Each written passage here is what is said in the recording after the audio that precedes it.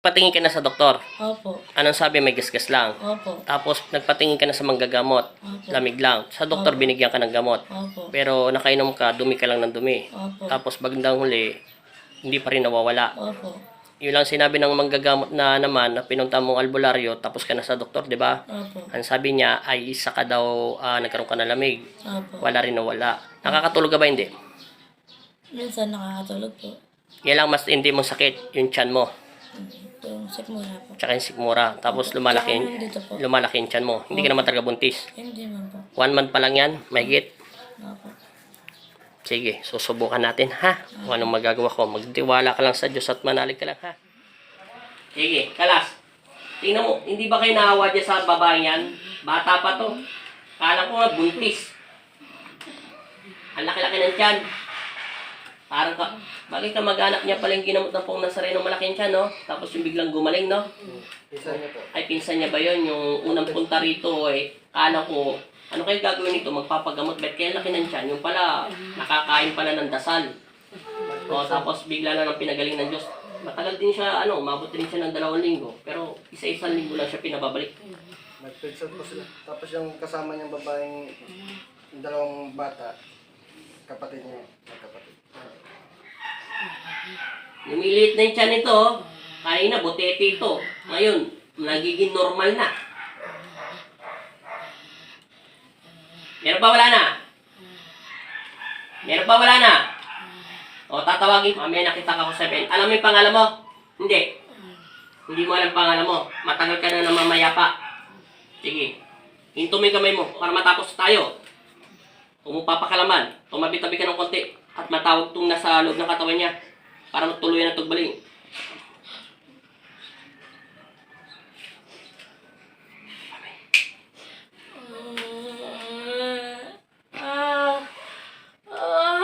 Halas! Ikaw, anong nilalang ka na espiritu? Pipilipitin kita dyan pag hindi ka pa nagsalita. Puti. Puting ano? Anong klaseng puti? Patay. Anong klaseng puti? Patay. Sige, kalas. Babae ka lalaki? Patay. Babae ka? Saan ka nakatira?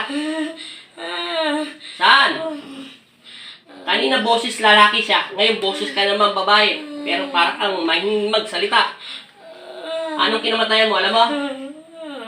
Ano? Sakit sa puso. Sakit sa puso?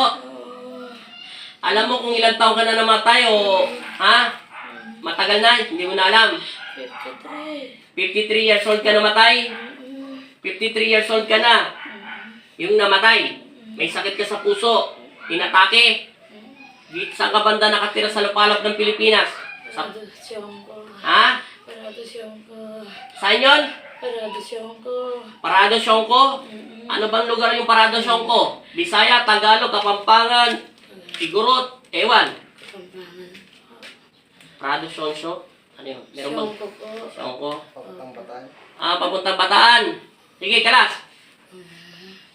Paano ka naman nakapasok dito? Saan mo siya nakita na naman? Saan? Pinatawag ko po yan. Sa ospital pa bago po ako mamatay. Nakita mo siya sa ospital. Nung pumunta siya ng ospital, nakita mo tong babae nito. Biyanan ko po yan. Sige, kalas. Manugang ko po yan.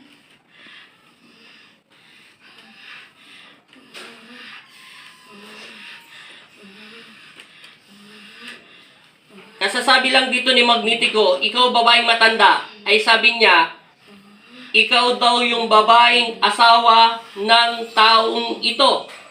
Ang nanay ba ng... Huwag kang sasagot. Di ba kamag-anak mo to? Kita ko. Tita mo? Yung biyana ng lalaki nito, patay na. Yung nanay ng lalaki, yung asawa niya, Yung babae. yung babae.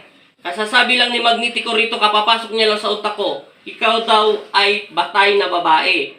May edad ka nga, pero iyan daw, ang babaeng yan, ay hindi mo kamag-anak.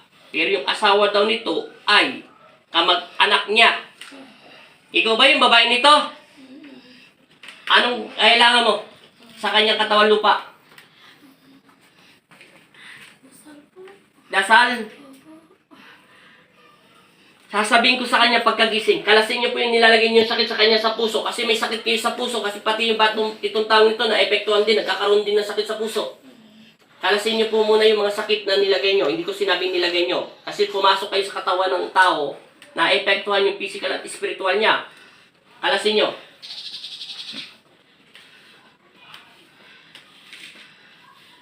Kailan ka lang namatay? August 12 po. Sige, kalas. Anong year ka namatay? Kapapasok lang ni Magnetico. 2016 po. Sige.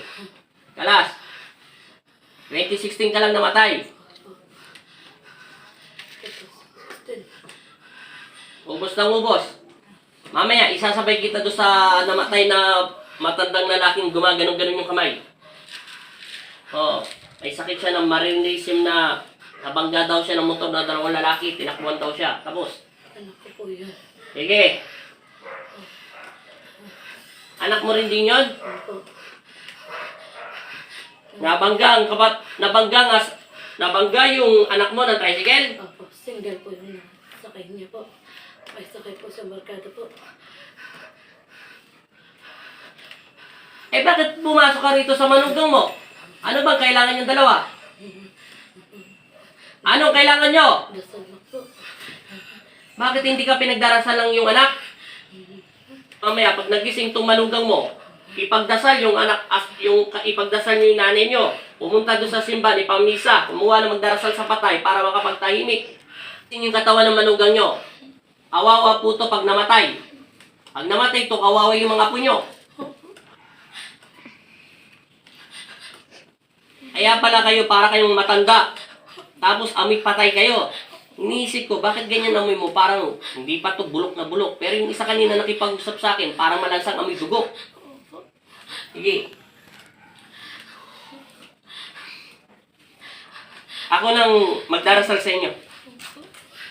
Sasabihin ko itong manugan nyo, na huminto siya sa medisina dahil wala naman taga makita yung doktor sa kanyang sakit. Eh, bakit ka pa inom ng gamot? Magbibili ka ng bibili ng reseta, hindi ka naman pala gumagaling. Hindi yung gumagaling yung manugang nyo. Kung ipambili na lang tong gamot ito para sa apo nyo. Kung kailangan nyo ng dasal, nasa anak nyo na yun. Pero pipilitin ko na ipanalangin kayo sa araw na ito. Sige. Ubusin nyo po ng ubusin niya lahat ng sakit. Huwag nyo po siyang pasukin. Nadidetect kasi ng medisina na mayroon siyang sakit sa puso. Pero pag pinapainom ng gamot, tapos bigla na daw nawawala. Pag binabalik, wala naman daw sakit sa puso. Oo, kasi may sakit kayo sa puso. Yes, sumasakit ka ang dibdib niyan. Kalas na kalas. Lahat linisin, simula ulo. Sila mula mata. Ako na magsasabi ho dito. Yung kailangan nyo magdasal, kailangan nyo magpadasal sa anak nyo. Magkano lang, sa Maynila kasi pag nagpadasal sa patay, 200 hanggang 300 pesos lang. Ewan ko dito sa Pampanga, yun lang hindi ko alam. O pwedeng ipamisa mo. Sa Maynila kasi, donasyon lang, sa simbahan. Opo. Kung naghahanap lang ng dasal, para mapahinto na, huwag nyo napasukin yung manugang nyo. Kaya pala ganyan kabigat ang manugang nyo, hindi niya mabuhat-buhat ang sarili nyo. Iilang kayo sa loob ng katawan niya, dalawa. Ngayon, makakatalon na yung manugang nyo, ha? Bukas na bukas, lulubog na yung tiyan niya, ha? Ayaw ko na bumalik to, ha? Tanggalin nyo na, kasi mga sakit nyo yan, eh. Yung namatay kayo, nasakit nyo na yan. Hinahampas nyo sa manugang nyo. Kung nagpapaano kayo ng dasal, bakit hindi nyo na lang po siya dinal sa panaginip? O kaya hindi nyo lang po dinal sa panaginip yung anak nyo na binabangungot nyo, hindi nyo na mapapatayin. Yung ibig ko sabihin, na nanaginip kayo, yung taong nyo, lagi kayo, pinapakita nyo yung sarili nyo sa kanya, na malungkot kayo. Oo. Huwag na ako kayo umiyak, nanay. Gusto na po ng anak ko. Miss na miss nyo na po yung anak nyo. Opo. Yun nga po ang mahirap ngayon sa panahon eh. Ang panahon natin, yung sinauna tayong tao, mapagmahal tayo sa magulang, matiisin tayo, kahit ginugulpi na tayo, lagi tayo sumusunod. Pero ang mga kabataan po kasi ngayon, napakahirap po talaga. Hindi ko alam kung bakit sila ganon. Wala silang minsan. Kahit inuutusan mo sila, masama yung sinasabi nila. Kahit ano, kailan nila matuto. Wala. Kung pinapabayaan kayo ng anak nyo, sasabihin ko dito na maging maayos, ipagdasal. Kung naghahanap po kayo ng dasal, kung nahihirapan kayo umakit sa tahanan ng Diyos, huwag kayong mag-alala. Gagawin ko ang lahat ng magagawa ko para makakit na kayo. Huwag niyo na po pasukin yung manugang nyo. Maawa na kayo. Kasi, imbis ibigay niyo pagkain doon sa apo nyo, napupunta doon sa doktor. Wala namang taga makita yung doktor, kaya nagtataka yung doktor. Imposible naman, binigyan na kayo ng reseta yung doktor. Hindi makita yung sakit niya. Namatay pala kayo na may sakit sa puso. Natural. Makikita yun doon sa, puso. Wala, bata pa to. Yeah. Kalas ng kalas. Bilisan niyo po pagkakalas. Sige, hawakan niyo po yung anak niyo na mayroong nabangga po ng motor para mapakakyat na yan sa langit. Sabay-sabay na kayo paakyatin ng Panginoon Kristo. Huwag niyo pong titigilan hanggang wala ko sinasabi. Kalas na kalas. Huwag niyo pong didilat ang kanyang mga mata para makakyat kayo sa tahanan. Pag ginawa niyo po yung idinilat yung mata niyo, hindi kayo makakakyat sa tahanan ng Diyos. Masisilaw kayo. Ang anghel ng Diyos ang bahala ron. Kailangan lang linisin ang katawan lupa niya para maawa na kayo. Mayroon pumunta sa ospital ngayon. Maawa na kayo sa manugang nyo. Hindi niya alam itong ibig sabihin sa spiritual ang tawag doon.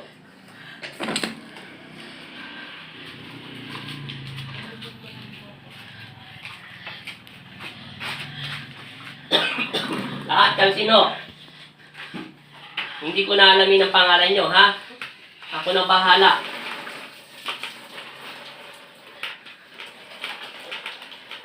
Linisin niyo yung katawan ng manugang nyo. Mahawa na kayo. Kaya pumunta ko sa doktor ngayon kasi maraming sakit.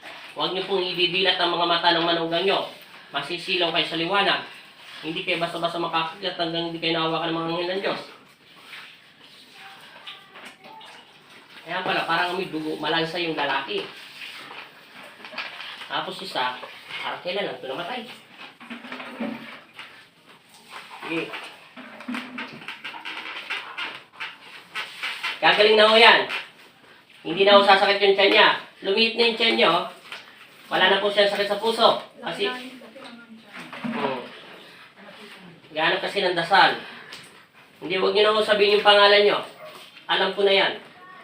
Madali ko lang po yung malaman. Sige. Hawakan niyo po yung anak niyong lalaking nabangga, ha? Kasi kanina naging boses mata lalaki to. Nagulat ako, ba't naging lalaki boses niya? Meron pa po, wala na. Meron pa? O, kita nyo, ang dami-dami yung nakasama siya. Wala na ho? Sige ha. Hawakan niyo po yung anak nyo. Mardiditig ko din po yung sa Espiritu ng Panginoon Kristo. O, naging amoy ano na siya. Kanina, amoy mabulok. Ngayon, amoy tao na. Sige. Manda po kayo. Pag sinabi kong sumalangit nawang yung kaluluwa, tatapusin ko yung dasal. Bitbitin niyo po yung anak nyo, naintindihan nyo? Maghawak kamay po kayo, naintindihan nyo? Ito lang po magagawa ko ng abot na makakaya ko, naintindihan nyo na? Umanda kayo, ha? Sa pangalan ng Ama at ng Anak at Espiritu Santo. Amen. Ama naming sumasalangit ka, sambahin ang ngalan mo. Mapasa amin ang kaharian mo, sundin ang loob mo, dito sa lupa para lang sa langit. Bigyan niyo po kami ngayon ng aming kakanin sa araw-araw at patawarin mo kami sa aming mga sala para ng pagpapatawad namin sa nagkakasala sa amin. At huwag mo kami pahintulot sa tukso at ihadya mo kami sa lahat ng masama. Siya'y nawa. Aba, Ginoong Maria, napupuno ka ng grasya, ang Panginoong Diyos ay sumasa iyo. Bukod kang pinagpala sa babaeng lahat at pinagpala naman ang iyong anak na Jesus. Santa Maria, Ina ng Diyos, ipanalangin niyo kami makasalanan, ngayon at kung kami mamamatay. Siya'y nawa. Sumasampalataya ako sa Diyos amang makapangyarihan sa lahat, may gawa ng langit at lupa. Sumasampalataya naman ako kay Jesus Kristo, isang anak ng Diyos, Panginoong nating lahat.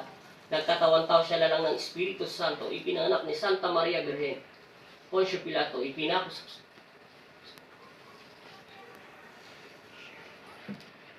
Binabasbasan kita sa pangalan ni Jesus Kristo, sa pangalan ng Panginoong Jesus Nazareno.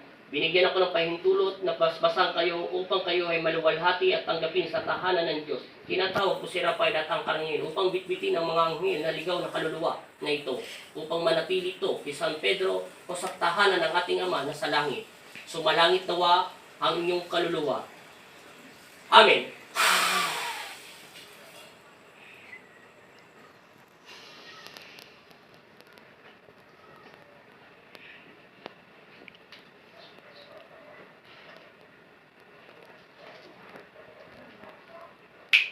Idilat mo yung mga mata. Luwalhati sa mga Espiritu Santo. Amen. Patingin na kamay mo ulit. Gangan mo lang. Huwag mong bigatan. Nagpantay na, di ba? Sa pangalawa, pantay na rin, di ba? Tingnan mo yung guhit. 1, 2, 3. Magkakasunod, di ba? Kanina, malalayo agwat. Kahit anong gawin ko, saan ko ipunta, mahaba yung kaliwete. Pag inatras ko, mahaba pa rin. Pag inatras ko, mahaba. O kita mo, walang labis, walang kulang yan, ha? Bitawan mo yung kamay mo. Malambot na yung tiyan mo, parang walang laman. Hindi ka tulad kanina, matigas. Tusukin mo, ikaw ang tumusok. Doon sa sikmura, lakasan mo. Lahat, isama mo ng 4 na daliri mo. Mabigat. Di ba sabi mo, hindi ka nakakatalon? Kahit katiting, masakit. Hindi kasi kanina pinatalon eh, kaya rekta. Sabi mo in Jesus name, magkinelas ka te. Huwag mong persahin kung hindi, huwag mong ipakitang gilas lang. Ay, may tanda pa pala yung stick sa paa mo. Kaya na muna yan.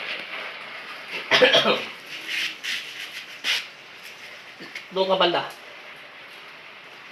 Tumalong ka, no? Mahid lang, ha? Hindi ko pinapapataas kita, baka lumagpas ka sa bubong namin. Konti lang. Sabi mo in Jesus name. Jesus name. Sa pangalan ni Jesus. Sa pangalan ni Jesus. Amen. Amen. Mabigat magang. Baga. Hawakan mo ulit yung tiyan mo. Sobrang lambot na. Wala na sakit. Yung puso mo. Wala nang parang kumukurot-kurot. Wala nang parang ano. Amen.